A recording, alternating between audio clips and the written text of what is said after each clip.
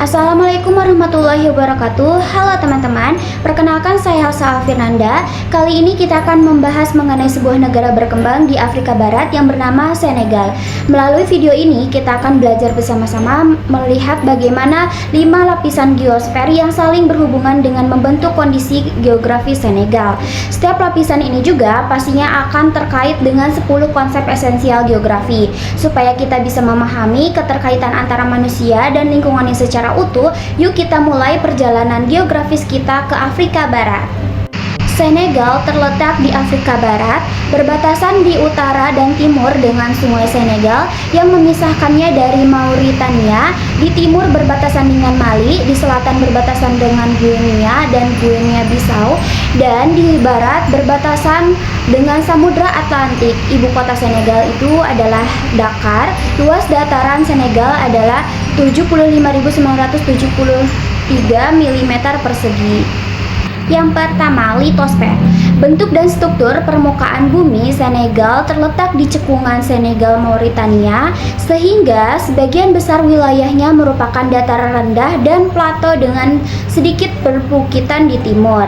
Tanah di wilayah barat dan tengah didominasi oleh tanah laterit berwarna merah dan keras, namun cukup subur untuk tanaman seperti kacang tanah, sorghum, dan millet. Di sepanjang lembah sungai terdapat tanah aluvial yang sangat subur dan menjadi pusat kegiatan pertanian. Sementara itu, pantai barat memiliki lapisan pesisir yang halus yang membentang luas, melindungi ibu kota Dakar, pelabuhan utama dan kota terbesar di Senegal. Konsep geografi yang terkait dalam pembahasan tadi, yang pertama, lokasi. Senegal berada di tepi barat Afrika dan berbatasan langsung dengan Samudra Atlantik. Letak ini memberi keuntungan dalam perdagangan laut internasional. Yang kedua, morfologi. Permukaan tanah yang datar dapat memudahkan pengembangan pertanian dan pemukiman di negara Senegal. Dan yang ketiga yaitu keterkaitan ruang. Jenis tanah, topografi, dan lokasi pesisir saling berhubungan dalam menentukan aktivitas manusia di dalamnya, seperti mata pencaharian yang akan menentukan sektor ekonomi di negara tersebut. Yang kedua, hidrosfer. Air sebagai unsur kehidupan. Hidrosfer Senegal didominasi oleh 4 sungai utama, yaitu Sungai Senegal, Sungai Saloum, Sungai Gambia, dan Sungai Casamance, yang dimana Sungai Senegal menjadi sumber air terpenting karena mengalir lebih dari 1000 km hingga bermuara di Samudra Atlantik. Nah, sungai ini juga berperan vital untuk irigasi, perikanan, dan transportasi antar wilayah. Namun, di musim kemarau, intrusi air laut sering masuk ke hulu sungai sehingga mengganggu pertanian. Di bagian selatan, muara Sungai Casamance membentuk lahan rawa dan hutan bakau, tempat di mana hidup berbagai biota laut di dalamnya. Konsep geografis dalam pembahasan ini yaitu yang pertama, ada jarak dan jaringan. Sungai menjadi penghubung alami antar wilayah sehingga dapat memperpendek jarak transportasi barang dan juga manusia. Yang kedua, nilai kegunaan. Air sungai dimanfaatkan untuk pertanian, energi, dan kebutuhan hidup penduduk di sekitarnya. Nomor 3, atmosfer, membahas mengenai iklim dan cuaca. Iklim Senegal termasuk tropis semi kering yang dimana dengan 2 musim yang jelas, yaitu musim hujan antara Mei hingga November dan musim kemarau dari Desember hingga April. Nah, musim kemarau dipengaruhi oleh angin harmatan dari gurun Sahara yang membawa udara panas dan debu. Wilayah utara seperti Saint-Louis cenderung lebih kering, sedangkan bagian selatan seperti Ziguinchor lebih lembab dan hijau. Perbedaan curah hujan ini membuat vegetasi, pola tanam, dan cara hidup penduduk sangat bervariasi di tiap daerah. Konsep geografis yang terkait dalam pembahasan tersebut yaitu yang pertama, perbedaan wilayah. Kondisi utara yang gersang berbeda dengan selatan yang basah dan subur. Yang kedua, terdapat interaksi keruangan. Penduduk menyesuaikan aktivitas mereka seperti bercocok tanam di musim hujan dan berternak di musim kemarau. Nomor 4, biosfer. Vegetasi di Senegal menggambarkan perpaduan antara sabana dan hutan tropis. Di bagian utara tumbuh semak berduri kopi dan pohon baobab. Sedangkan bagian selatan memiliki hutan sabana dan hutan bakau di pesisir. Hewan khasnya antara lain kijang, monyet, burung bangau, dan buaya di sungai. Terdapat dua kawasan konservasi penting dunia, yaitu Taman Nasional Niokolo-Koba dan Cagar Alam George. Keduanya merupakan menjadi habitat satwa di Afrika Barat. Aktivitas manusianya terdapat mata pencaharian seperti pertanian, namun kini mengalami masalah yaitu penebangan pohon secara berlebihan sehingga dapat mengancam keseimbangan ekosistem di wilayah tersebut.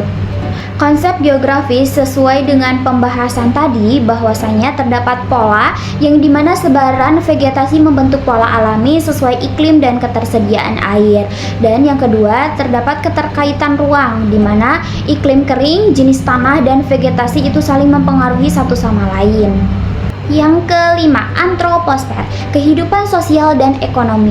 Penduduk Senegal berjumlah sekitar 17 juta jiwa, terdiri dari berbagai etnis seperti Wolof, Serer, Fulani, dan Diola. Bahasa resmi negara Senegal adalah Prancis, tetapi bahasa lokal seperti Wolof sangat dominan dalam kehidupan sehari-hari. Agama utama negara Senegal adalah Islam yang sangat mempengaruhi budaya, pendidikan, dan juga sistem sosial. Sebagian besar penduduk bekerja di sektor pertanian dengan komoditas utama seperti kacang tanah, beras, jagung, dan kapas. Di wilayah pesisir, banyak masyarakat yang menggantungkan hidupnya dari perikanan. Kota Dakar menjadi pusat ekonomi, industri, dan pendidikan, menandai adanya aglomerasi penduduk dan kegiatan ekonomi. Meskipun perekonomian di negara Senegal terus berkembang, namun negara Senegal masih menghadapi tantangan seperti kemiskinan, kekeringan, dan keterbatasan infrastruktur di daerah pedesaan. Konsep geografi berdasarkan pembahasan tersebut yaitu adanya keterjangkauan yang dimana akses transportasi dan layanan publik lebih baik di Dakar yang menjadi ibu kota dari negara Senegal daripada di wilayah pedalaman. Selanjutnya juga ada diferensiasi areal yang dimana terdapat perbedaan kondisi sosial ekonomi antara desa dan juga kota, dan terdapat dinamika wilayah yang dimana Senegal terus berubah menuju negara yang lebih maju seiring peningkatan pendidikan, urbanisasi, dan juga perdagangan internasional. Selanjutnya, analisis negara berkembang Senegal dari segi indikator kuantitatif dan juga kualitatif. Kita mulai dari indikator kuantitatif terlebih dahulu. Berdasarkan data tahun 2024, Senegal termasuk dalam kategori negara berkembang. Hal ini dapat dilihat dari berbagai indikator tersebut seperti yang pertama, pendapatan per kapita Senegal pada tahun 2024 mencapai 1.740 dolar Amerika yang menunjukkan tingkat ekonomi menengah ke bawah. Nilai ini menempatkan Senegal sebagai negara berkembang karena masih jauh di bawah standar negara maju. Yang kedua, tingkat pertumbuhan penduduk pada tahun 2023 mencapai 2,23%. Angka ini termasuk tinggi dan umum terjadi di negara berkembang, di mana laju kelahiran masih lebih besar daripada penurunan populasi pada suatu negara. Yang ketiga, angka kematian bayi pada tahun 2023 mencapai 6 per 1000 penduduk. Meskipun angka ini sudah menurun dibandingkan beberapa dekade tahun lalu, hal ini tetap menjadi indikator bahwa layanan kesehatan belum merata. Dan selanjutnya yang keempat yaitu angka kelahiran mencapai 29 per 1000 penduduk pada tahun 2023 yang dimana menunjukkan laju pertumbuhan populasi yang sangat pesat. Seperti ini dapat dikatakan khas negara berkembang. Selanjutnya yang kelima, usia harapan hidup. Usia harapan hidup masyarakat Senegal mencapai 86,7 tahun. Meskipun cukup tinggi, kesenjangan kualitas kesehatan antara wilayah perkotaan dan pedesaan masih menjadi tantangan utama di negara Senegal. Selanjutnya, indikator kualitatif Senegal. Masyarakat Senegal memiliki etos kerja yang tinggi, terutama di sektor pertanian dan juga perdagangan tradisional. Meski sarana dan prasarana yang terbatas, mereka tetap tekun dan juga menjunjung tinggi nilai gotong royong di kota besar seperti Dakar. Pola pikir mereka semakin modern, sedangkan di desa masih kuat akan nilai-nilai adat dan juga solidaritas komunitas. Dalam bidang pendidikan, tingkat melek huruf masih rendah, terutama di daerah pedesaan. Namun, pemerintah terus memperluas akses sekolah dan juga pendidikan tinggi yang terpusat di Universitas Cheikh Anta Diop yang berlokasi di Dakar sebagai pusat intelektual di Afrika Barat. Selain itu, mata pencaharian utama penduduknya adalah pertanian, perikanan, dan industri ringan. Kacang tanah menjadi komoditas unggulan, disusul padi dan juga jagung. Sektor pertanian penting bagi ekspor meski menghadapi beberapa tantangan dari segi lingkungan.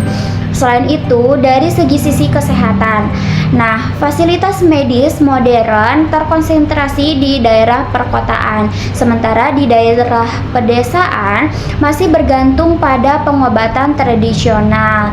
Pemerintah juga aktif menekan untuk mengurangi penyakit seperti malaria, TBC, dan HIV/AIDS, serta melarang praktik sunat perempuan sejak pada tahun 1999. Yang terakhir ada juga kesadaran hukum dan demokrasi yang cukup tinggi. Masyarakat juga aktif dalam berpartisipasi untuk pemilu dan sangat menghormati apa yang menjadi hak asasi manusia. FYI, Indeks Pembangunan Manusia Senegal pada tahun 2023 mencapai 0,530 yang dimana tergolong ke dalam rendah dan berada pada peringkat 169 dari 193 negara. Oke, materi kita sudah selesai. Dari keseluruhan analisis dapat disimpulkan bahwa Senegal adalah negara berkembang dengan berbagai potensi alam dan manusia yang besar.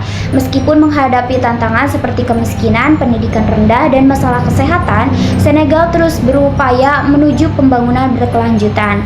Dengan kerja keras, peningkatan pendidikan, serta kesadaran hukum dan sosial yang kuat, Senegal menunjukkan bahwa negara berkembang pun mampu bergerak menuju kemajuan. Oke, sekian materi yang dapat saya sampaikan. Mohon maaf apabila ada kesalahan kata. Wassalamualaikum warahmatullahi wabarakatuh.